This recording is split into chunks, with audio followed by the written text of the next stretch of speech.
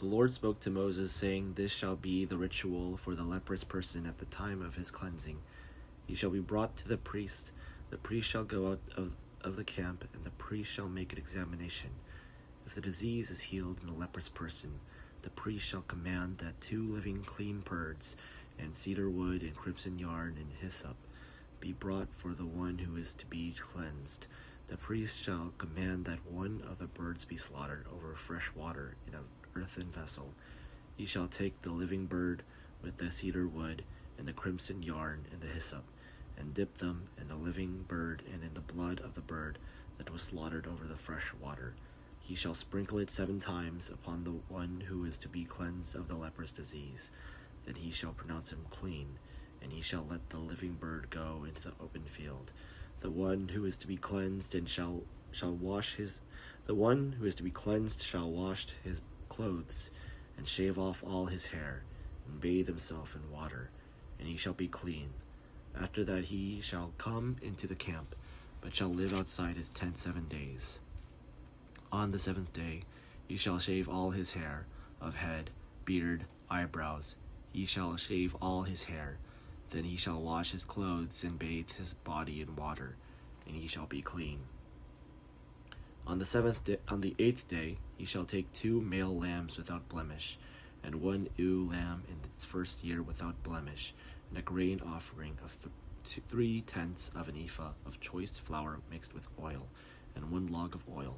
The priest who cleanses shall set the person to be cleansed, along with these things before the Lord, at the entrance of the tent of meeting.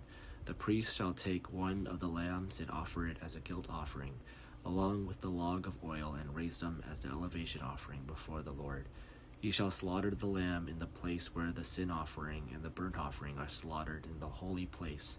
For the guilt offering, like the sin offering, belongs to the priest. It is most holy.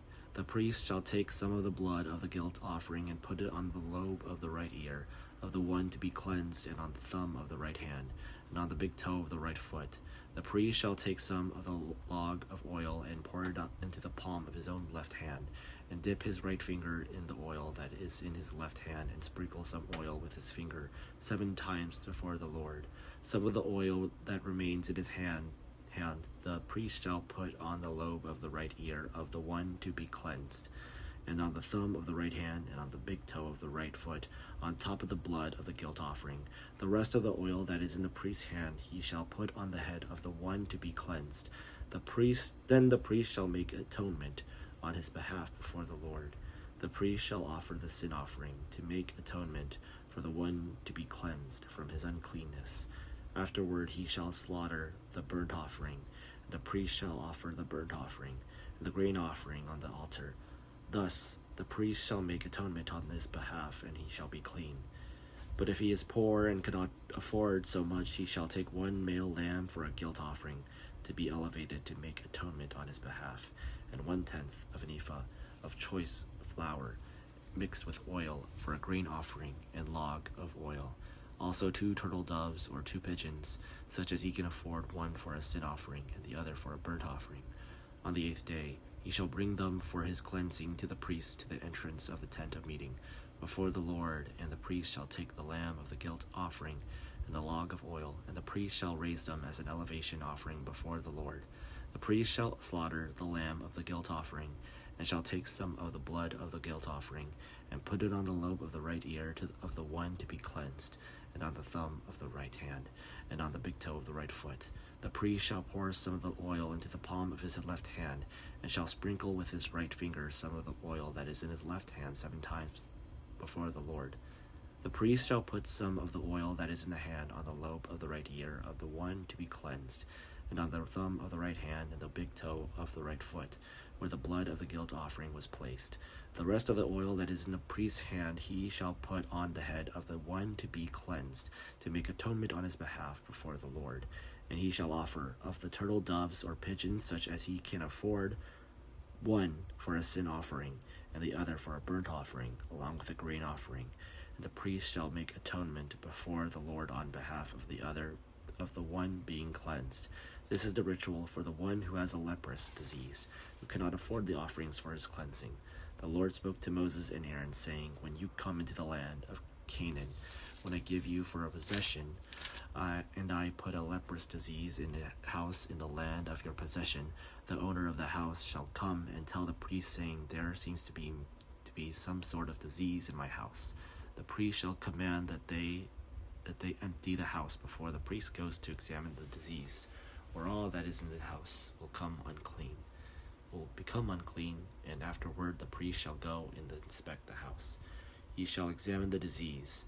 If the disease is in the walls of the house with greenish or reddish spots, and if it appears to be deeper than the surface, the priest shall go outside to the door of the house and shut up the house 7 days.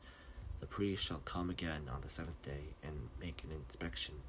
If the disease has spread in the walls of the house, the priest shall command that the stones in which the disease appears to be taken out and thrown into the unclean place outside the city.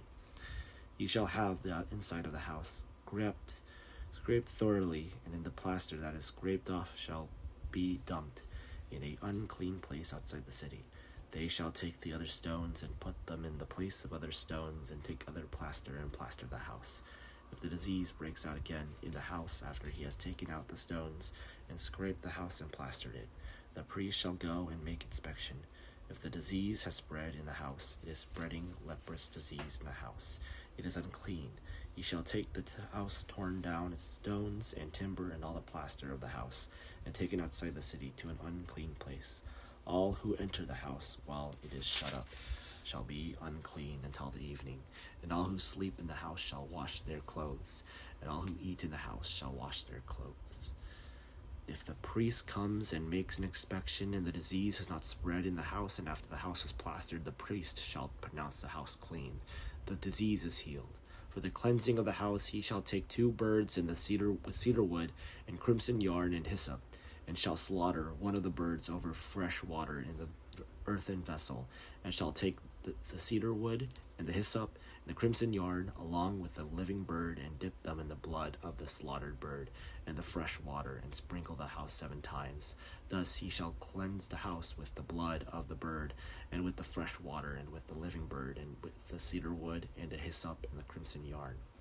And he shall let the living bird go out of the city into the open field, so he shall make atonement for the house, and it shall be clean.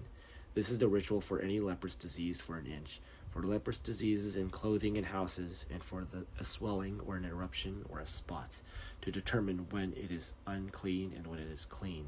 This is the ritual of leprous disease.